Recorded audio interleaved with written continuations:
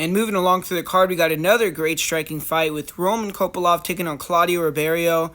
And Kopylov, he's starting to build some momentum. He's won his last two UFC fights, both by knockout.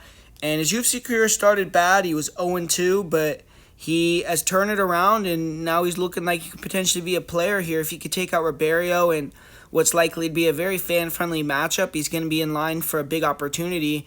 And his striking is on point. He's a guy that always brings it, so hopefully he comes in shape and he's ready to go on Saturday night. And Claudio Ribeiro, he bounced back, picked up his first UFC win in May. He lost his debut to Abdul Razak Al Hassan, a very grizzled veteran in the UFC, and made a pretty quick turnaround. He fought only 3 months later and fought Joseph Holmes, got the second round knockout. So this is going to be his third fight of the year. He's going to be looking to make his UFC record positive of 2-1.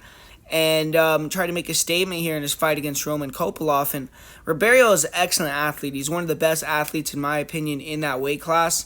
He has a super long reach, big knockout power, extremely great footwork. And on the feet, he likes to brawl primarily, and he works low kicks, left hooks, and likes to use his speed and evasiveness to bounce in and out of range. And when fighters try to close the distance and throw on him, he leans back and throws that left hook or hooks in combination, and if he connects, he can knock you out.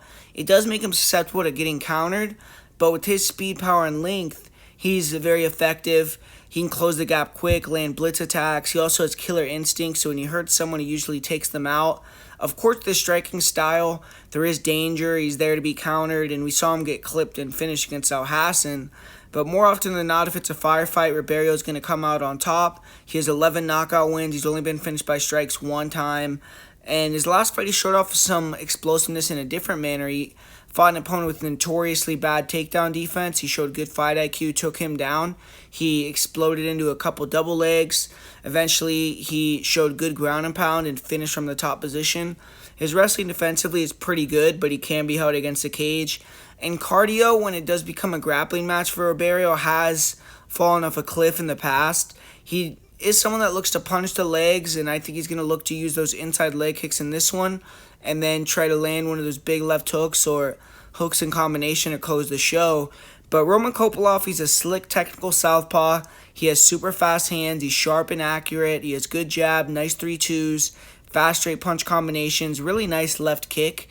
He throws fast kicks to the body and to the head, and you'll end combinations with kicks pretty effectively. He's a point fighter primarily, though. Even if he's gotten back-to-back finishes, I don't buy him as a huge knockout threat in this weight class.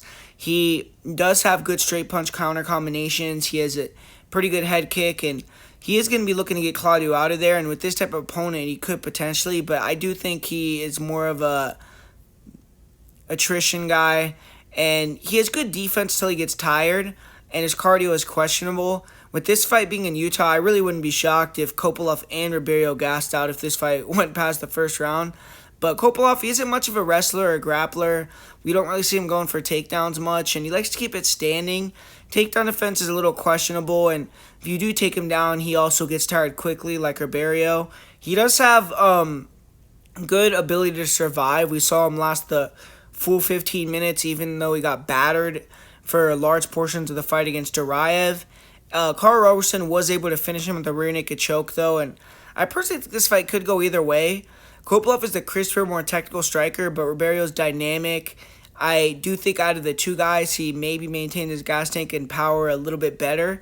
I'm personally slightly leaning towards the underdog here. I could see Kopylov starting well, but I trust the heart, the durability, and gas tank of Ribeiro, and it's a little bit more, and at some point I think he's going to catch Kopylov. I think he's going to use those inside kicks to hurt him and then catch him with a shot either late in the first round or in the second round. And I would line this fight like a pick-em or a slight edge to Kopylov, so I think the line is off, and that's another reason why I'm siding with Ribeiro. So give me Claudio Ribeiro to get another upset in this card and get the knockout victory.